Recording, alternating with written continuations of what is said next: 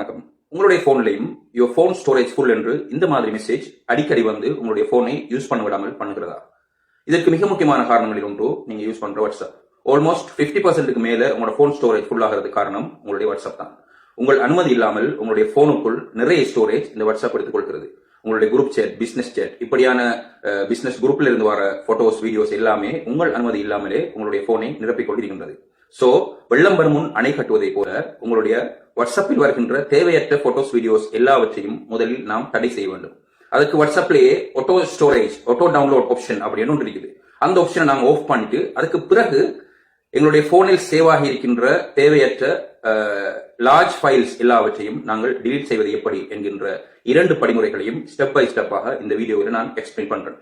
So உங்களுடைய phone storage ஃபுல்லாக இருக்கின்ற உங்களுடைய ஒரு நண்பருக்கும் உங்களுடைய ஒரு உறவினருக்கும் இந்த வீடியோவை ஷேர் செய்து அவர்களுடைய போனையும் நீங்கள் ஃப்ரீ பண்ணுவதற்கு உதவுங்கள். மறக்காம நம்மளுடைய பேஜை ஃபாலோ பண்ணுங்க, லைக் பண்ணுங்க, சப்போர்ட் பண்ணுங்க. வாட்ஸ்அப் ஓபன் பண்ணுங்க. ஓபன் பண்ணி உள்ளே போனால் மேலே 3 டாட் இருக்கும்.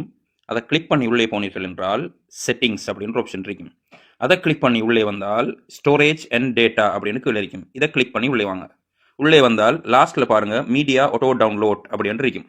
அதிலே when using mobile data use பண்ணும்போது எந்த ஃபைல் டவுன்லோட் ஆக வேண்டும் என்ற ஆப்ஷனுக்கு அதை கிளிக் பண்ணி உள்ளே போய் நான் மொபைல் டேட்டா யூஸ் பண்ணும்போது ஃபோட்டோஸ் அண்ட் ஆடியோஸ் நான் டிக் பண்ணி வச்சிருக்கேன்.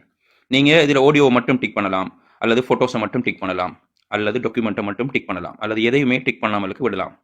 இது முதலாவது. இரண்டாவது, நீங்கள் வைஃபை கனெக்ட் ஆகி இருக்கும்போது உங்களுக்கு என்னென்ன ஃபைல்ஸ் ஆட்டோவாக டவுன்லோட் ஆகணும் அப்படின்றத டிசைட் பண்ணி நீங்கள் வந்து அதை டிக் பண்ணி கொள்ளுங்க. இப்போ நான் வைஃபை யூஸ் பண்ணும்போது என்னுடைய 4 ஆப்ஷனையும் நான் டிக் பண்ணி வச்சிருக்கேன். அப்படின்னா நான் வைஃபைல கனெக்ட் ஆகி இருக்கும்போது என்னுடைய 4 விஷயங்களும் இதிலே ஆட்டோவாக டவுன்லோட் ஆகும். அதே மாதிரி ரோமிங்கில், வெளிநாட்டில் இருப்பவர்கள் ரோமிங்கில் இருக்கும்போது என்னத்தை டவுன்லோட் பண்ணணும் என்ற ஆப்ஷனும் இதில் இருக்குது. இதை செட்டிங்ஸை முடிச்சுட்டு மேலே பாருங்கள் மேனேஜ் ஸ்டோரேஜ் அப்படின்னு இருக்கும்.